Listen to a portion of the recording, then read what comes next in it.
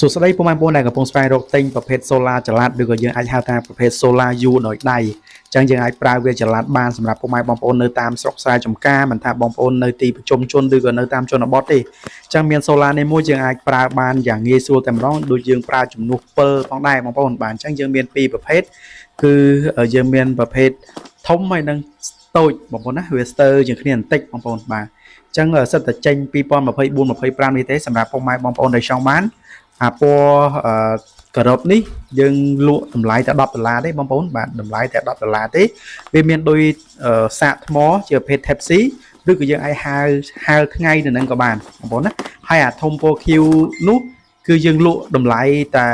$15ទេលក់60000អានោះយើងលក់40000បងប្អូនណាបាទអញ្ចឹងសម្រាប់ពុកម៉ែបងប្អូនដែលនៅតាមស្រុកស្រែចម្ការស្រួលបំផុតទាក់ទងទៅនឹងការ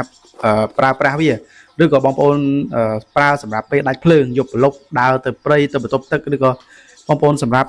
ការប្រើប្រាស់ទូទៅបងប្អូនណាវាមានភ្លើង2-3ពណ៌នៅហ្នឹងបងប្អូនហើយមានភ្លើងញាក់បដិញអញ្ចឹងវាដើរតួជា power bank សម្រាប់សាកថ្មបានទៀតផងដែរបងប្អូនណាសាកថ្មមកចូលទូរស័ព្ទយើងបានផងដែរនេះគ្រាន់តែហែកសបកចេញត្រូវថ្ងៃវាសាកនៅហ្នឹងប៉ុណ្ណោះណាវាសាកអញ្ចឹងគេគ្រាន់តែពេលយើងដាក់ទៅ50ថ្ងៃគឺវាសាកចូលហើយការប្រើប្រាស់ចន្លោះពី6ទៅ8ម៉ោងអញ្ចឹងបើសិនជាបងប្អូនបើកវាខ្លាំងវាអាចនឹង6ម៉ោងវាអស់ថ្មហើយបងប្អូនណាប៉ុន្តែបើសិនជាបងប្អូនប្រើបន្តិចបន្តួចគ្រាន់តែឆ្លោះនេះមើលនោះឬក៏បងប្អូនបើកឲ្យបន្ថយភ្លើងវាមកត្រឹមលក្ខណៈថាយើងអាចអង្គុយលេងបានបងប្អូនអាចបើកវាពី8ទៅ12ម៉ោងបងប្អូនណាដូចគ្នាទាំងធំទាំងតូចអញ្ចឹងបញ្ជាក់បងប្អូនធំយើងលក់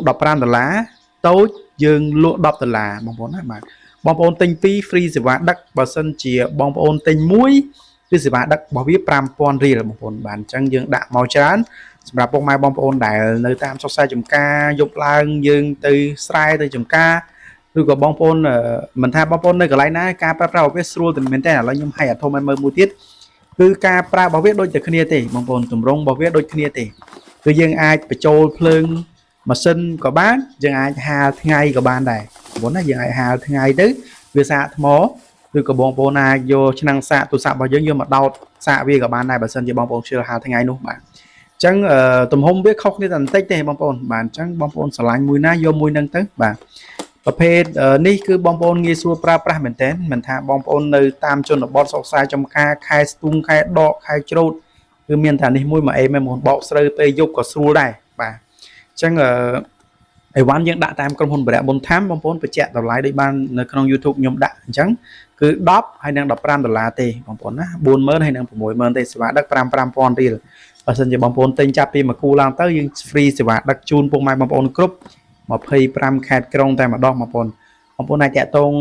មកសួរតាម Telegram លេខចំនួន3ខ្សែហ្នឹងឬក៏បងប្អូនអាចទេមកផ្ទាល់ក៏បានផងដែរអរគុណច្រើនយើងផ្ញើតាមវិរៈមុនថាមបានគ្រប់25ខេត្តក្រុង